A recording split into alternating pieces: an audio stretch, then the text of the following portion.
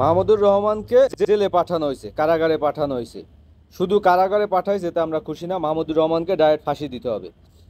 মাহমুদুর রহমানকে ডাইরেক্ট শাপলা চত্বরে আইনা তারপর তাকে ফাঁসি দিতে হইবে। কারণ তার যে মামলাটা তাকে করা হয়েছে, তিনি সজীব ওয়াজেদ জয়কে তিনি অপহরণ করার চেষ্টা করছেন এবং তাকে হত্যা চেষ্টা করছেন। অপহরণ এবং হত্যা চেষ্টা মামলায় তাকে কারাগারে পাঠা হয়েছে। সজীব ওয়াজেদ জয়কে তিনি এই কাজ ঘটাইছেন, তাকে তো ফাঁসি দিয়ে দেওয়া উচিত। তাকে ফাঁসি দিয়ে দেন আপনারা একেবারে ওই শাপলা চত্বরে আইনা তারপর ওইখানে। এবং শুধু মাহমুদুর রহমানকে না, মাহমুদুর রহমানের মতো যারা ভূমিকা পালন করছে, এই ডক্টর জাহিদুর রহমানকে নিয়ে আসতে পারেন, তারপর পিনাকি ভট্টাচার্যকে নিয়ে আসতে পারেন, ইলিয়াসকে নিয়ে আসতে পারেন, তারপর ওই যে আপনার যারাই আর কি স্বৈরাচারের বিরুদ্ধে শাহেদ আলমকে নিয়ে আসতে পারেন, মনিরকে নিয়ে আসতে পারেন। তারপর বিদেশে যারা অবস্থান করছে, তিনি তো স্বেচ্ছায় আসছে, সারা বিদেশে যারা অবস্থান করছে সবাইকে নিয়ে আসেন। সবাইকে নিয়ে আইসা তারপর একেবারে ওই শাহবাগে রাখেন, শাহবাগে রাইখা তাদেরকে একেবারে মানুষের সামনে ফাঁসি দিয়ে দেন। কারণ তাদের বিশাল অপরাধ, কারণ তারা স্বৈরাচার দমনে, স্বৈরাচারের বিরুদ্ধে কথা বলছে। এমনকি মাহমুদুর রহমান, যিনি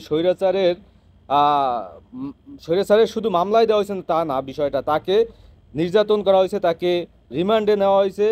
তার উপর যে একটা বুলডুজার চালানো হয়েছে তারই না, শুধু তার পরিবার সহ প্রায় 124টি মামলা তাকে এবং তার পরিবারকে দেওয়া হয়েছে।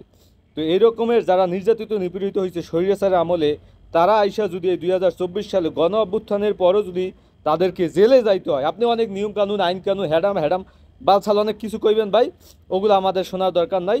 কারণ আমি চাই তাকে ফাঁসি দিয়ে দেন। শুধু তাকেই না, এই অভ্যুত্থানে যারা এখন পর্যন্ত ওই চোখ হারাইছে, যারা হাত হারাইছে, যারা পা হারাইছে, যারা একেবারে সারা জীবনের জন্য পঙ্গু হয়ে গেছে, তাদেরকেও নিয়ে আসেন। তাদেরকেও নিয়ে আসা তারপর একেবারে সবাইকে পাইকারি দরে গণহারে ফাঁসি দিয়ে দেন। এছাড়া কোনো উপায় নাই। তারা বিশাল অপরাধ করে ফেলাইছে, স্বৈরাচারের পতনে তারা অংশ নিয়ে তারা বিশাল অপরাধ করে ফেলাইছে। তাদের শাস্তি হলো ডাইরেক্ট ফাঁসি দেওয়ার। যারা মারা গেছে তারা তো আলহামদুলিল্লাহ, তারা মারা গেছে, তাদের কোনো সে নাই। যারা বাইসে আছে তাদের সবাইকে ফাঁসি দিয়ে দেন, ঠিক আছে? ডাইরেক্ট ফাঁসি দিয়ে দেন ভাই, দরকার নাই। আর ভবিষ্যতে, বা এটা একটা শিক্ষা জাতির জন্য, যে ভবিষ্যতে তুমি স্বৈরাচার পতনে অংশগ্রহণ করবা কিনা। ফেস দ্য পিপলে আমি ভিডিওটা যুক্ত করে দেবো। ফেস দ্য পিপলে এক মা এসে কান্নাকাটি করতেছে। অ্যাম্বুলেন্সের ভাড়াই দিছি 6,000, আর হাসপাতালতে বের করতে দিছি 1,000, তারপরে মাটি দিছি ওই জায়গায় গেছে 12,000।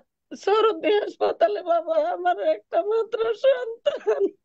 তারপরে হাসপাতালে তো অনেক কষ্ট করে লাশ আনছে, নাম ঠিকানা দিয়া 1,000 টাকাও দিছি হাসপাতালে। গাড়ি ঘোড়া কিছু পায় না, অ্যাম্বুলেন্সে 6,000 টাকা দিয়ে তারপরে লাশটা আনা হইলো এই রাইতে। বাবারে কি কম দুঃখের কথা, আমার একটা মাত্র সন্তান বাবা, আজকে 2টা মাস পার হয়ে গেছে, কেউ একটু খোঁজ খবর নিতে আইলো না।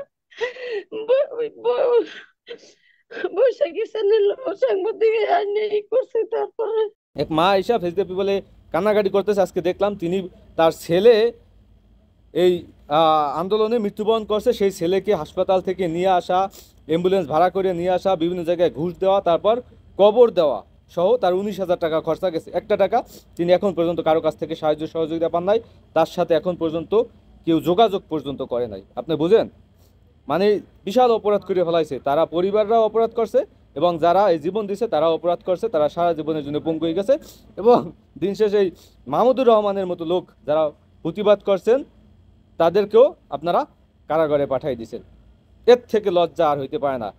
এর পরবর্তীতে আপনারা একটা জাতিকে মেসেজ দিতেছেন যে তুমি যদি স্বৈরাচারের পতনে কখনো নিজেকে মানে প্রতিবাদ করো, বা নিজে যদি প্রতিবাদ করো, তাহলে তোমাকে এইভাবে জেলে যাইতে হইবে।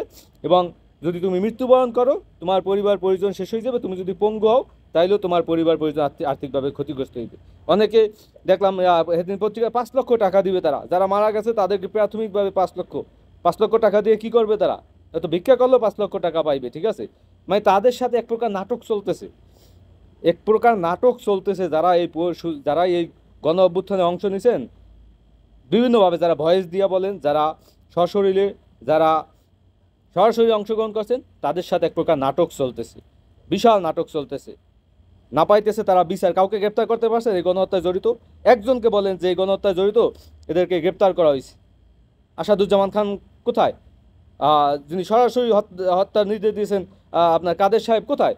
সবাই সেই এক্সিটে চলে গেছে দেশের বাইরে। ভাই কাউকে গ্রেপ্তার করতে পারবেন না, কারো বিচার হবে না। কারো বিচার হবে না, এটা লিখে রাখেন, সম্ভব না, কারো বিচার আপনারা করতে পারবেন না। আর এদেরকেও সাহায্য সহযোগিতা করতে হবে। 5 লাখ টাকা মানে ভিক্ষা দিতেছেন আপনারা, 5 লাখ টাকা, মিনিমাম 50 লাখ টাকা দেওয়া উচিত। যারা শহীদ হয়েছেন এবং যারা এই আপনার অঙ্গহানি হয়েছে তাদেরকে মিনিমাম 50 লাখ টাকা দেওয়া উচিত, প্রত্যেকটা পার পার্সন, প্রত্যেকটা ব্যক্তিকে 50 লাখ টাকা করে দেওয়া উচিত। আপনারা যদি না পারেন আপনারা জাতীয় ফান্ড তৈরি করেন, জাতীয় ফান্ড তৈরি করেন। এই যে আপনার পিনাকিদা বলছিল যে কি, আপনারা যদি না পারেন তার সাথে যোগাযোগ করেন, তিনি বলছেন প্রবাসীদের কাছ থেকে ফান্ড কালেকশন করে তাদেরকে সাহায্য সহযোগিতা, কোনো উদ্যোগ নিয়েছেন? তারা আরও আপনারা পিনাকির পিছনে লাগছেন বিভিন্নভাবে। ভাই যেগুলো কাজগুলো করতেছেন আমি তো মনে করি এর থেকে নিকৃষ্ট কাজ আর হয় না। আর কিসের অভ্যুত্থান হয়েছে? কোনো অভ্যুত্থান হয় নাই, কোনো বিপ্লব হয় নাই, কোনো কিছু হয় নাই। আগেও যেভাবে আসছিল রাষ্ট্রটা এখনও সেই একইভাবে আছে। আগেও মাহমুদুর রহমান জেলে গেছিল, রিমান্ডের শিকার হয়েছে, এখনও এই অভ্যুত্থানের পর মিথ্যা মামলায় তাকে জেলে পাঠানো হয়েছে। হয়তো 2 দিন পর 3 দিন পর হয়তো তিনি ফিরে আসবেন, দরকার নাই, তার ফিরে আসার দরকার নাই, তাকে রায়ের ভাই আপনারা ফাঁসি দিয়ে দেন।